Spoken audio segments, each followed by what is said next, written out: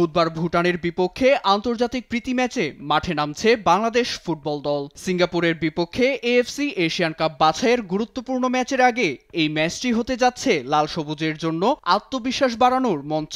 আর সেই উপলক্ষেই জাতীয় দলের কোচ হাভিয়ের ক্যাব্রেরা সাজিয়েছেন এক সম্ভাবনাময় ও শক্তিশালী একাদশ।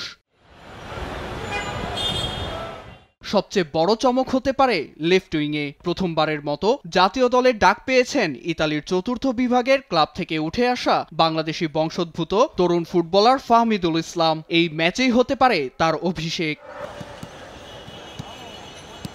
ডান দিকে দেখা যেতে পারে রাকিব হোসেনকে, তবে আলামিন ফিট থাকলে তিনি নাম্বার 9-এ শুরু করতে পারেন। সেক্ষেত্রে রাকিব আবার ফিরে যেতে পারেন তার চেনা রাইট উইংয়ে, আর আলামিনকে বিশ্রামে রাখলে রাইট উইংয়ে দেখা যেতে পারে ইমন শাহরিয়ারকে।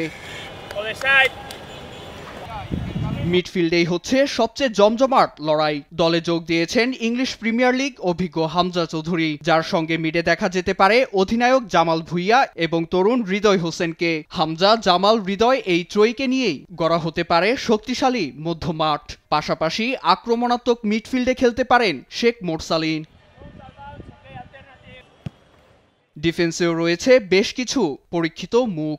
রাইট ব্যাকে দেখা যেতে পারে তাজউদ্দিনকে, যিনি জাতীয় দলে অভিষেকের অপেক্ষায় থাকা সাদউদ্দিনের ছোট ভাই। সেন্টার ব্যাকে তারেক কাজী ও তপু বর্মন থাকবেন বলেই ধারণা। লেফট ব্যাকে থাকতে পারেন ইসা ফয়সাল, তবে সেখানেও অভিজ্ঞ সাদউদ্দিনকে দেখা যেতে পারে। এদিকে গোলবার সামলাবেন আবাহনীর ভরসা মিতুল মার্মা। বুধবার সন্ধ্যা 7টায় ঢাকার বঙ্গবন্ধু জাতীয় স্টেডিয়ামে মুখোমুখি হবে বাংলাদেশ ও ভুটান। জয় দিয়ে আত্মবিশ্বাসের রসদ জোগাতে প্রস্তুত লাল সবুজরা।